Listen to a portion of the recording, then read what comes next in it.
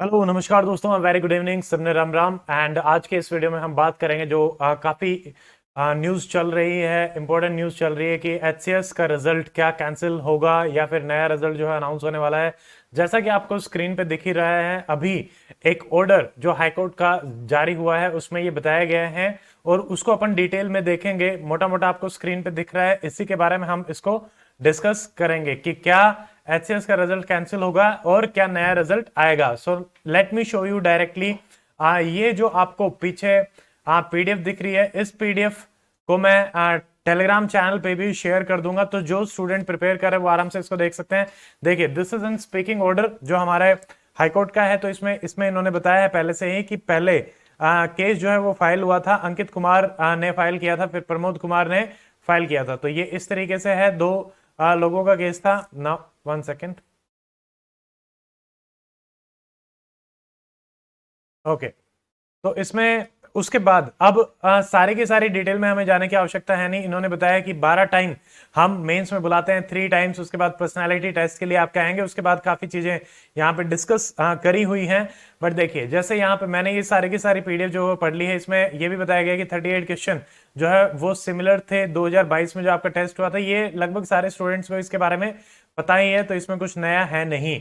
उसके बाद देखिए, अब उसी चीज पे जब ये चल रहा था तो कमीशन ने ये कहा था कि यहाँ पे हमारे पास ये सारी चीजें हैं, बट ऐसा कोई एलिगेशन नहीं है जिससे कि ये पता चले कि आपका कोई भी यहाँ पे ये आउट ऑफ सिलेबस कोई चीज आई है क्या, या फिर किसी पर्टिकुलर बुक में रिपीट हुई है, या फिर कोई भी रिपोर्ट ऐसी हो जहां पे मिसकंडक्ट हुआ हो एग्जाम के रिगार्डिंग। तो ऐसा कुछ भी नहीं था, तो इसलिए ही आपका एग्जाम जो है वो कैंसिल नहीं किया गया था। उसके बाद देखिए, कोई भी लीकेज का नहीं था, और ऐसे ही वो चल रहा था कि जो पेपर सेटर है, ठीक है, उनका प्रेरोगेटिव होता है, वो कोई भी पेपर सेट कर सकते हैं, तो उनकी इंटीग्रिटी को मेंटेन करते हुए उन्होंने उस चीज को कैंसिल नहीं किया था। तो यही इसमें सारा का सारा लिखा हुआ है।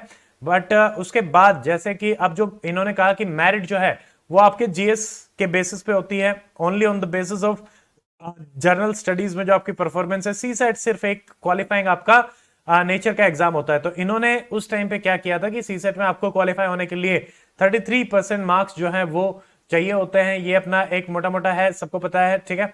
उसके बाद अब देखो, ऐसा था कि कुछ कैंडिडेट्स अगर क्वेश्चंस को डिलीट किया जाता है, ठीक है, विदाउट डिलीटिंग, अब दो ऑप्शन थे कि जो रिपीट हुए हैं या तो उनको डिलीट किया जाए या फिर विदाउट डिलीट किया जाए। तो अब उन्होंने उन क्वेश्चंस को डिलीट करके फिर ये रिजल्ट निकाला था। मोटा मोटा सा जो समझ में आ रहा है, बाकी मैंने अंकित सर से भी बात करी, he is a lawyer, he told me something about this, तो हमने उसको डिस्कस करके देखिए, इसमें यही लिखा हुआ है कि कुछ कैंडिडेट, एक जोन ऑफ कंसिडरेशन बनेगा कि अगर डिलीट होंगे तो कुछ कैंडिडेट ऐसे होंगे जो उस मेरिट लिस्ट में आएंगे, ठीक है, जो मेरिट लिस्ट आपकी कैलकुलेट करने के लिए होती है, ठीक है, और कुछ कैंडिडेट ऐसे होंगे जो इस मेरिट लिस्ट में नहीं आएंगे, ठीक है। तो इस चीज को ध्यान में रखते हुए उन्होंने कहा कि इस जोन ऑफ कंसिडरेशन को हमने उसको ले लिया कि भाई उनका सी सेट क्वालिफाई ही मान लेते हैं, ताकि वो डिसएडवांटेज में ना रहे। इसी वजह से क्या हुआ कि 45 कैंडिडेट आपके जो है वो एडिशनल शॉर्ट लिस्ट हुए फॉर द मेंस एग्जामिनेशन, क्योंकि वो सी सेट क्वालिफाई कर पा रहे थे और वो मेरिट लिस्ट में आ रहे थे, ठीक है। तो अब ये था, नाउ द थिंग इज कि अगर वो इस चीज को नहीं लेते हैं तो व्हाट विल हैपन। अब जो भी 8 तारीख 9 तारीख का रहा, तो अब इन्होंने उसके बाद जब ये रिजल्ट आपका आया था तो Pramod Kumar and other versus state of Haryana में फिर से एक केस फाइल किया गया। They were not happy with the result जो भी जिस तरीके से आया। तो अब जो लर्नड एडवोकेट जनरल जो इसमें लिखा हुआ है, ठीक है, हैज डिसाइडेड कि भाई जो 8 को जो आपका आया है और दोबारा से इसको अपन रिकंसिडर करेंगे डिस्क्रिपेंसीज को, और एक फ्रेश ऑर्डर आपका आएगा।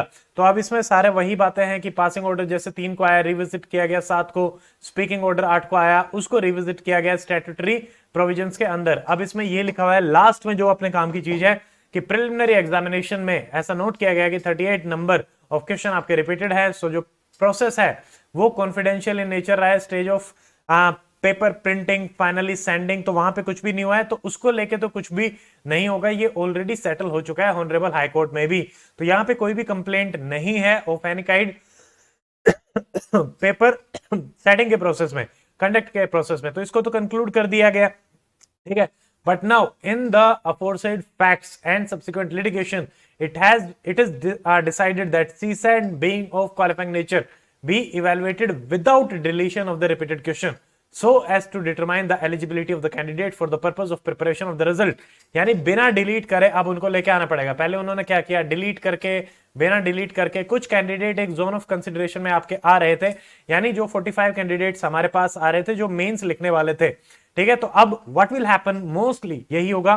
देयर आर टू थिंग्स, देखो अब आपका कॉन्सिक्वेंटली जो नो को आपका आया था रिजल्ट, ये विड्रॉन है, मतलब अब वो नहीं है, फ्रेश रिजल्ट प्रिपेयर किया जाएगा और आपका प्रिपेयर किया जाएगा और पब्लिश किया जाएगा। यानी एक चीज हो चुकी है कि आपका जो पुराना एचसीएस का रिजल्ट था दैट स्टैंड, कैंसिल और विड्रॉन, पहली चीज तो ये। सेकंड, क्या फ्रेश रिजल्ट आएगा? यस, तो आपका नया रिजल्ट आएगा।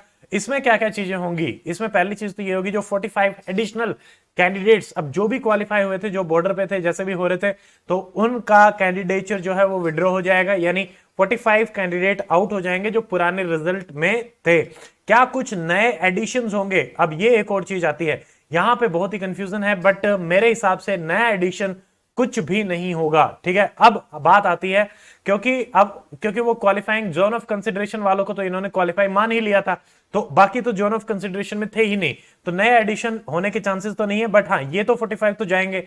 बट पॉइंट ये आता है कि अब ये 45 दोबारा से आपके कोर्ट में जा सकते हैं कि किस किस तरीके से ये सारा जो प्रोसेस चल रहा है, ठीक है।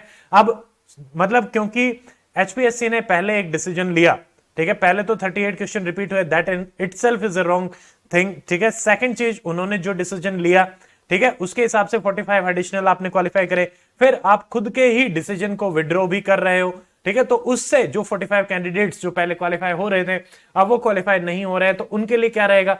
दे can go to the court. तो अब ये मामला थोड़ा सा अटकता हुआ दिख रहा है, बट आप तक कोई भी ऑफिशियल नोटिफिकेशन अभी नहीं आया है, बट ये चीज ऑलमोस्ट कंफर्म है कि नया रिजल्ट आपका आएगा, ठीक है। तो उस रिजल्ट में क्या रहेगा क्या नहीं रहेगा, दोबारा से केस फाइल होगा तो क्या डिले होगा, तो अब कुछ भी कहना मुश्किल है आज के हाईकोर्ट के डिसीजन के बाद। सो that's it in this video. अगर आपको कोई भी डाउट है या कोई भी कमेंट है, so you can put it in the comment section. मैंने आपको पूरा का पूरा जो पीडीएफ है वो पढ़ के दिखा दिया है, इसमें यही लिखा हुआ है, बाकी सारी तो यही डिटेल्स हैं, ठीक है। सो आप अपनी प्रिपरेशन जारी रखें। Last I just want to say, चाहे जो 45 कैंडिडेट्स हैं, आई कैन अंडरस्टैंड पेनफुल रहेगा उनके लिए, ठीक है। You can definitely go to the court, ठीक है। इवन आई वांट कि आपको इंक्लूड किया जाए, पहले इंक्लूड कर लिया, अब एक्सक्लूड कर रहे हैं, that is wrong, absolutely wrong, ठीक है। इसके लिए कौन जिम्मेवार है? वो जो मेंटल स्ट्रेस आप झेलेंगे, ट्रॉमा जो होता है इतना सब कुछ होने के बाद, who is responsible? HPSC should take responsibility. और मतलब इन इटसेल्फ के एग्जाम को कैंसिल होना चाहिए, मैं उसके फेवर में नहीं हूं, बट हाँ, उन कैंडिडेट्स को इंक्लूड करना चाहिए और उनको कोर्ट में जाना चाहिए, that is what I want, क्योंकि वो ऑलरेडी इंक्लूडेड है, ठीक है।